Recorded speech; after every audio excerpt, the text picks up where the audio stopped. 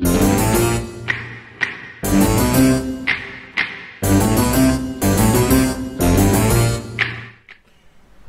à tous et bonjour à toutes et bienvenue dans le port de Saint-Icos. Bienvenue avec le Leander, croiseur anglais de rang 6. Aujourd'hui, je voudrais consacrer cette vidéo à l'étude d'une carte, comme j'avais fait pour la carte Mer de la Chance. On va étudier une carte que vous avez forcément rencontrée si vous jouez middle tier. C'est une carte qui est plutôt consacrée au tiers 5, 6, 7, voire 8. Je veux parler de la carte Éclat. Alors, la carte Éclat, qu'est-ce que c'est? Shards, en anglais, c'est celle-ci. Elle est tout à fait reconnaissable avec ses points de capture en mode domination qui sont enfermés dans deux criques ouvertes au tir des ennemis, d'ailleurs, c'est assez particulier, et un point central, B, qui est en quelque sorte le point pivot, comme tous les points centraux, légèrement plus grand, comme vous pouvez le constater, par rapport à A et C.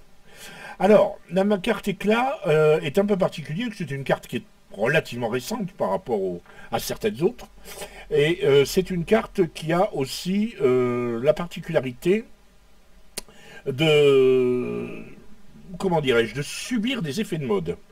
Lorsqu'elle est apparue dans le jeu, assez rapidement, c'est distinguer deux types de tactiques dans cette game, dans cette carte, deux types de tactiques, et on va les regarder toutes les deux parce que aussi bien la première, la principale tactique, a perduré pendant un bon moment, finissant par supplanter toutes les autres, y compris la suivante, et depuis quelques semaines, voire un mois ou deux, on s'aperçoit qu'il y a la deuxième tactique est en train petit à petit de prendre sa place et d'être parfois, comment dirais-je, d'être parfois même majoritaire selon les journées. Alors, on va tout de suite s'occuper de la première tactique.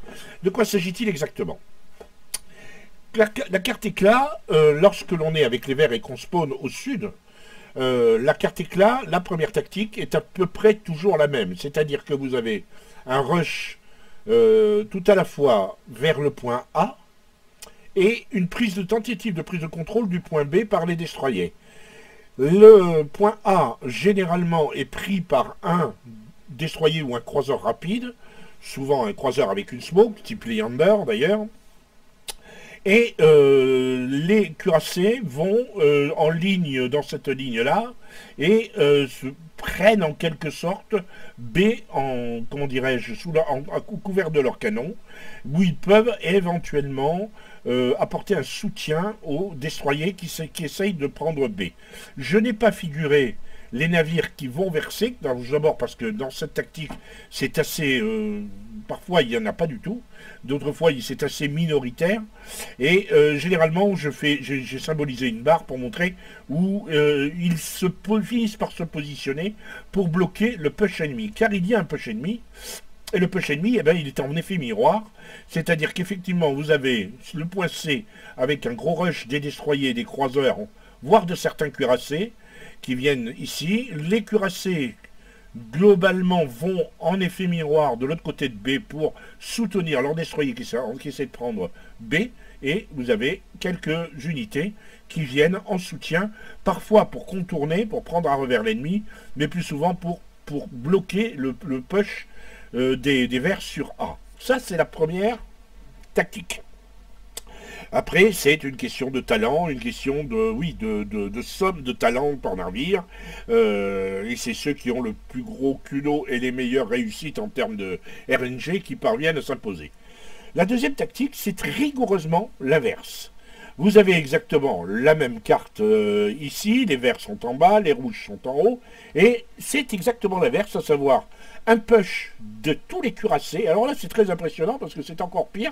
Quelques navires vont se placer derrière les îles, derrière A, derrière ces petites îles-là, pour tirer sur les cuirassés, les DD, les croiseurs qui se précipitent vers A, et inversement, les verts se précipitent sur C, et il y a effectivement toujours autour du point B une sorte de comment dirais-je, de deux lignes de bataille qui s'affrontent pour la conquête, pour le soutien d'abord des DD et ensuite la conquête du point B. Généralement, c'est deux tactiques qui prévalent. À l'heure actuelle, cette seconde tactique semble avoir la cote au moment où je parle, c'est-à-dire au printemps 2018. On la rencontre, pour ma part en tout cas, chaque fois que j'ai joué sur Éclat, c'était un peu ce type de tactique qui se prévalait. Et voilà, quoi. D'habitude, c'était plutôt la première. Donc, cette petite étude est faite. On va s'occuper du rôle des croiseurs parce qu'on va voir deux parties en croiseurs. Et j'ai tenu que ce soit de croiseurs pour cette bataille parce que je trouve que cette carte est particulièrement intéressante pour les croiseurs. C'est peut-être là où effectivement les croiseurs peuvent le mieux exploiter leur potentiel. Et généralement, ça peut être eux les rois de la bataille. Je m'explique. Les îles sont très rapprochées les unes des autres, mais on l'a vu extrêmement placées d'une manière extrêmement, comment dirais-je, concentré de part et d'autre du point A. Et au centre, il y a toute une place à la fois assez grande pour permettre aux croiseurs et aux DD d'évoluer, et assez petite pour que les cuirassés, ou du moins un groupe de cuirassés, puissent évoluer. Et généralement, les cuirassés sont très embarrassés pour pouvoir s'imposer, ou alors il faut que ce soit des cuirassés assez statiques, type Richelieu, type Dunkerque, qui pourraient éventuellement tirer leur épingle du jeu, mais tout ce qui est basé sur la vitesse va forcément se trouver à l'extérieur des points de cap, à essayer de tirer de loin, et c'est assez malcommode. Les croiseurs, eux, ont la distance, et peuvent éventuellement se servir des îles pour se cacher, et en fonction de leur nombre, peuvent attirer leur épingle du jeu. Alors on va voir une première bataille en Leander, qui m'a été fourni par Papy, donc croiseur anglais.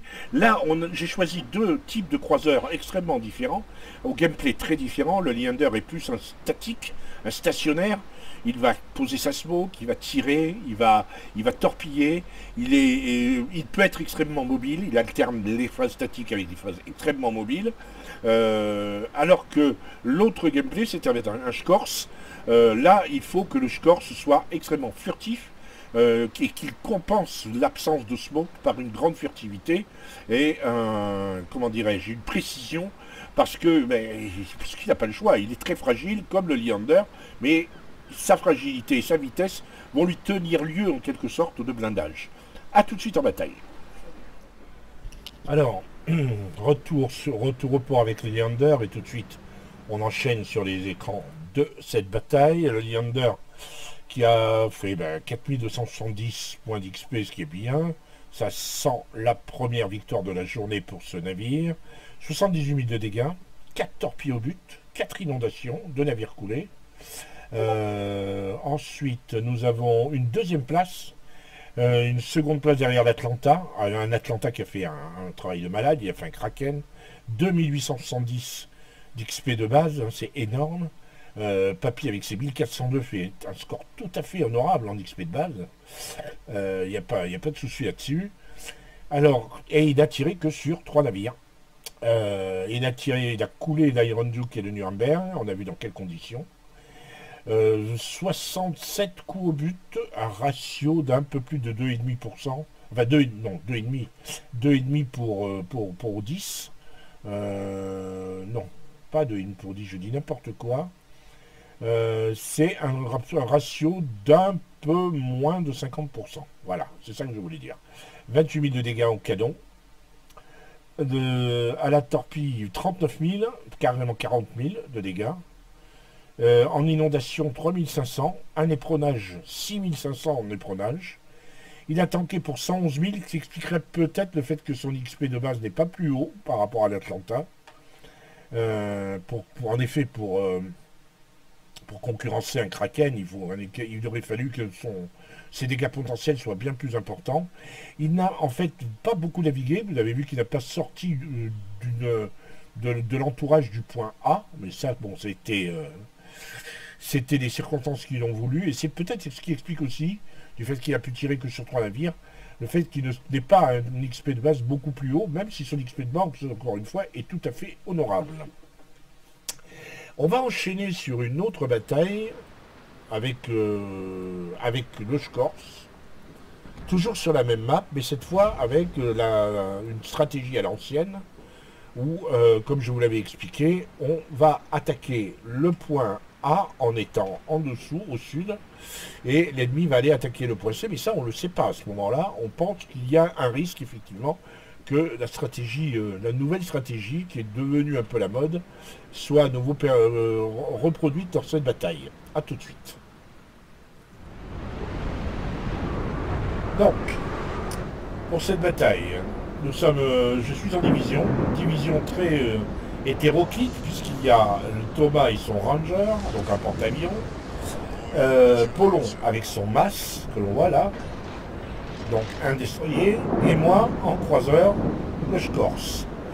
Division hétéroclite, mais aussi petite division, puisqu'on est 3 tiers 7, 4 tiers 7 au total, puisqu'il y a un Colorado, et l'essentiel est surtout qu'on va affronter des Iowa, des Missouri, Saint-Louis, Rouen, Donskoy, excusez du peu. Bref, je ne peux pas franchement dire que je sois très emballé avec cette bataille. Parce que franchement, il y a tout le monde, y compris le Duke of York, la Maggie, peuvent me faire des misères avec mon petit Corse. Donc on part, j'ai demandé effectivement si quelqu'un voulait bien aller caper A, sachant qu'il y a effectivement cette nouveauté. D'ailleurs je tire votre attention sur le fait que une grosse partie de notre flotte est en train de rusher le point C, et que nous sommes à l'encontre de toutes les nouvelles stratégies du jeu, en train d'essayer de nous saisir du point A. On a donc d'assez bons espoirs, entre guillemets, de voir arriver sur nous une bonne partie de la flotte rouge. Polon rentre dans A, et effectivement on voit les avions de mon autre co-divisionnaire, on va dire, qui vient caper, qui vient sauter d'ailleurs. Donc premier navire découvert, le Pensacola, tier 7 comme moi, a priori il me fera pas de grand mal. D'ailleurs ma première salve est à la cheveux, mais j'ai tout de suite switché à la paix. L'avantage du Corse, c'est qu'il a un excellent reload. Et son deuxième avantage, c'est qu'il a un reload d'abord très rapide et qu'il est diaboliquement précis. Polon tente un torpillage du Pensa. Moi, vous voyez que je suis rentré assez prudemment, parce que j'attendais de voir arriver les autres navires derrière le Pensa. Je me suis dit, le Pensa ne peut pas venir tout seul. C'est quand même pas possible. Le Pensa, c'est vraiment trop fragile pour être venu tout seul. C'est un peu du grand n'importe quoi. En fait, il est mieux avec les avions. Bon. Mais on voit effectivement que l'essentiel de la flotte rouge a initié la méta habituelle, la stratégie habituelle, à savoir tout le monde va sur C, plutôt. Donc je commence à tirer sur le Pensacola, qui s'occupe pas trop de moi, ce qui m'arrange.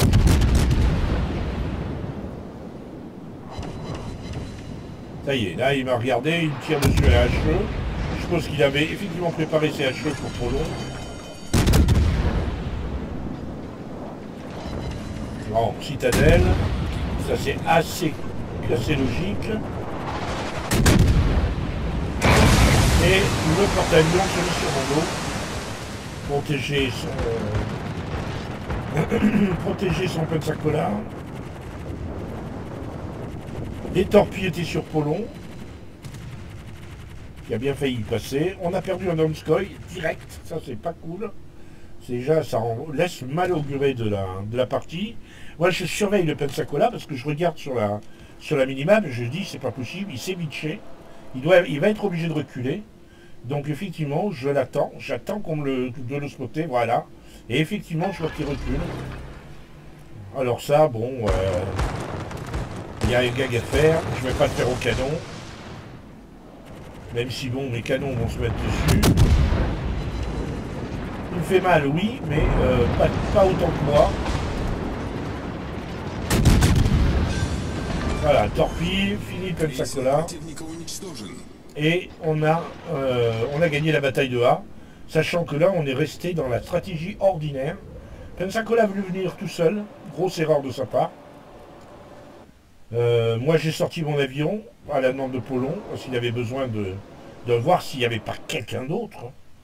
Et finalement, je me dis, autant que je fasse des shoots sur l'Iowa qui me vise.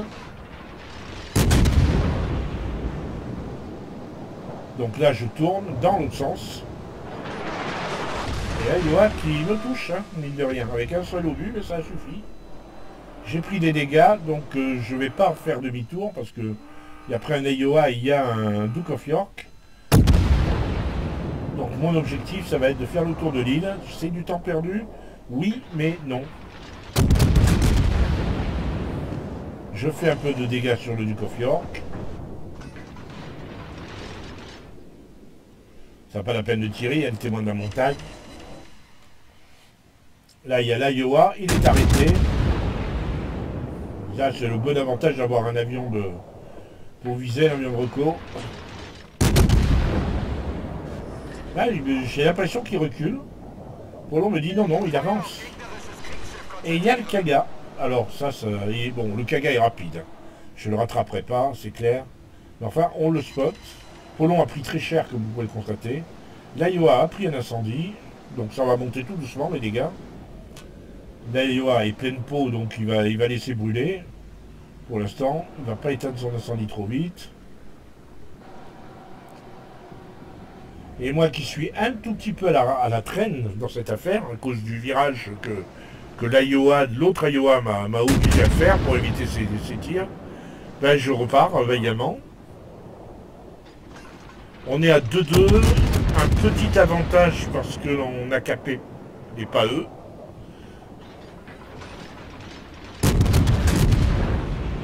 Ah, je m'efforce de se mater l'Iowa, qui ne s'occupe pas de moi.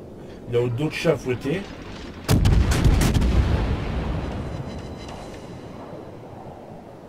Et là, vous voyez, je me tourne. Parce que je me dis, il y a deux cuirassés au moins qui ont leur tourelle tournée dans cette direction. Je veux être vivant le plus longtemps possible. Donc je vais jouer mon rôle de cuirassé de croiseur lotière. C'est-à-dire que je vais jouer entre les îles en naviguant autant que possible. Là, je vois que les tourelles de l'Iowa pourraient se tourner vers moi assez facilement. Parce qu'au bout d'un moment, je vais finir par l'énerver quand même. Je suis à 80 coups au but. Hein. Avec le problème du Scorch, c'est de savoir se placer intelligemment, de manière à pouvoir faire des tirs quasiment sans s'arrêter et d'optimiser les dégâts. Mais le problème du Scorch, c'est qu'il est très fragile. Et lui, il n'a pas de radar, il ne peut pas se placer derrière les îles, il ne peut pas... Comme le Chapayev, par exemple. Ceci dit, je n'échangerai pas mon Scorch contre un Chapayev. Je préfère de beaucoup mon Scorch à un Chapayev. Voilà, voilà, j'ai bien fait de partir derrière l'île. L'Iowa a bien essayé de me choper. Bon, bon côté des choses, la cloche me permet de tirer par-dessus l'île. Lui, il ne peut plus me tirer dessus. Et il ne me voit plus. Vous pensez bien que je vais en profiter. 4 obus qui s'écrasent. Et je tourne. Non, je ne veux pas me bitcher. Le Scorch ne se bitch pas. Mais je suis toujours à la traîne. Alors si je dis, je suis pas tout seul. Hein. Il y a un Rune qui est au-dessus de moi là, que l'on voit sur la minimap juste au-dessus, qui est pas beaucoup plus, qui est aussi prudent que moi. Mais lui, c'est un tiers 9. Il a plus d'armure que moi. Mais bon, je pense qu'il a une idée derrière les têtes, ou alors il veut échapper au cuirassé, au porte-avions allié, ennemi. Ah, je vais y arriver. Porte-avions ennemi. Polon a été tué. J'ai pas noté ça, je m'en excuse.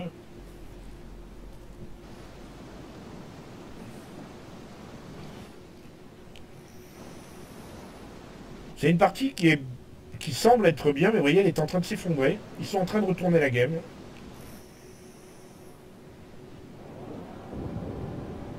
Alors là, on en discute. Je suis en train de réexpliquer que je veux aller aider le cap de B.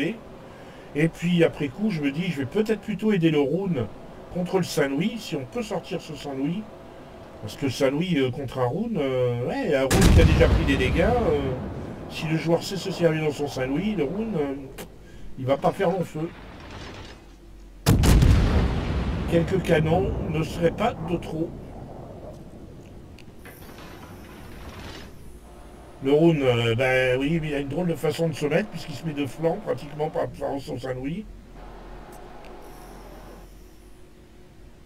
Saint-Louis ne s'occupe pas du tout de moi.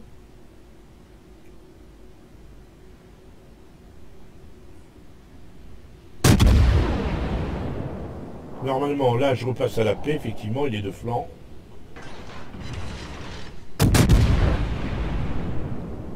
Il faut aider le Rhône, il faut vous sauver le Rhône à tout prix.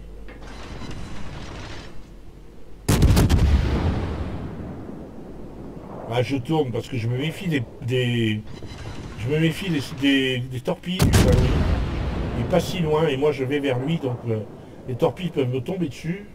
Si c'est un joueur de DD, il peut avoir lancé ses torpilles. Le Rhône ne va pas faire long feu malheureusement.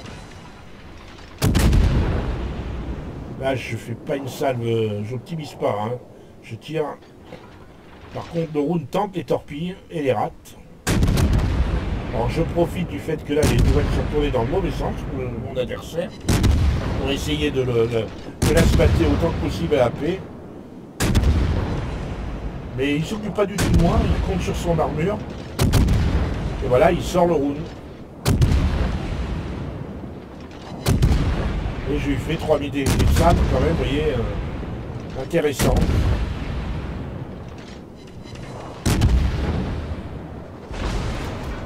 Et lui aussi, il va un peu me faire des dégâts intéressants.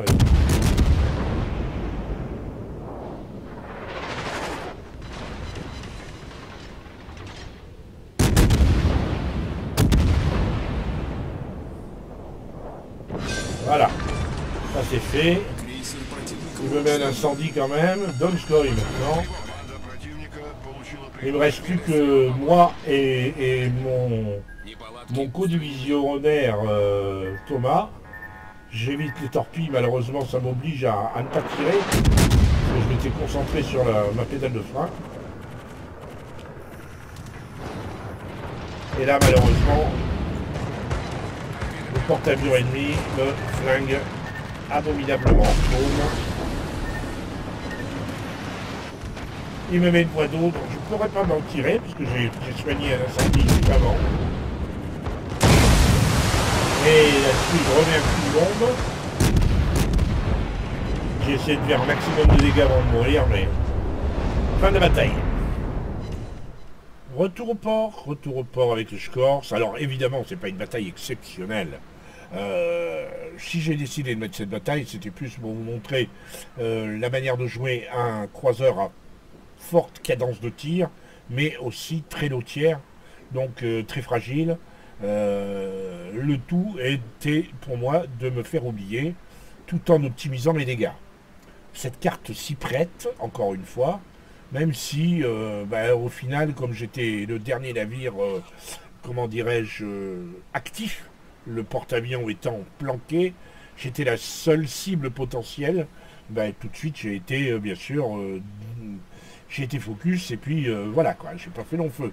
Alors les écrans de cette bataille bien défaite avec 5190 d'XP, 75 000 de dégâts, vous voyez que c'est pas énorme, hein. J'ai fait que 174 coups au but quand même, 4 avions abattus, 2 navires détruits, et une seule citadelle et une torpille, ce qui est assez rare en Corse, arrive à mettre des torpilles malgré tout. Je finis premier, même pas 1000 points d'XP, c'est pas fantastique encore une fois, mais le propos encore une fois c'est d'illustrer le type de tactique, pas de vous éblouir. Je suis parfaitement conscient que cette bataille n'a rien d'éblouissant. Elle a un bon côté, c'est qu'en étant tier 7, j'arrive quand même à finir premier d'une game où il n'y a que des tiers 9 quasiment qui se tirent la part du lion. En termes de dégâts, 13 000 sur le Pensacola, avec une citadelle à la clé, le Saint-Louis 12 000, l'Iowa 36 000, là il y a eu beaucoup d'incendies, 7 000 sur un Donskoy, 5 000 sur du Coffee York, 1 000 sur un autre Iowa. Bon, là, comme d'habitude, j'ai switché quasiment 50-50 hein, en AP et HE. 267 coups au but pour 90 coups... non, 267 au but tiré pour 90 coups au but. On est plus à un pour 3 ou 1 pour 4. L'autre, c'est un peu meilleur. 200 coups en perforant, j'ai touché 85 fois. J'ai fait donc 46 000 de dégâts, 46 500 de dégâts à la batterie principale, 27 000 à l'incendie et une torpille qui a fait 1400, mais le Pensacola n'avait plus beaucoup de vie au moment où je l'ai tué. 555 000, donc ça c'est la preuve que j'ai pas été énormément visé, mais ça heureusement pour moi d'ailleurs. J'ai parcouru 56 km, j'ai détecté qu'un seul navire, donc ça n'a rien d'exceptionnel malgré tout. J'ai détruit 4 avions. Voilà. Donc, le propos n'était pas de vous éblouir sur ma façon de jouer. Le propos, encore une fois, c'était de vous montrer comment jouer quand on est lotière sur cette map. Et quand on est croiseur lotière sur cette map. Le tout est de savoir profiter des circonstances pour tirer autant que possible de derrière les îles, sauter d'île en île, ou comme quand je l'ai fait sur le Saint-Louis, ou même sur la Iowa, profiter de ce qu'il est là. L'attention à tirer ailleurs pour tirer à forte cadence et faire autant de dégâts que possible. Ça ne marche pas toujours, bien sûr, mais on obtient parfois quelques petites satisfactions, même si c'est là une consolation plus qu'une satisfaction, puisque à l'arrivée, on a perdu. J'espère que cette vidéo vous aura plu. J'espère vous retrouver très bientôt avec une double victoire cette fois. À très bientôt, si vous le voulez bien.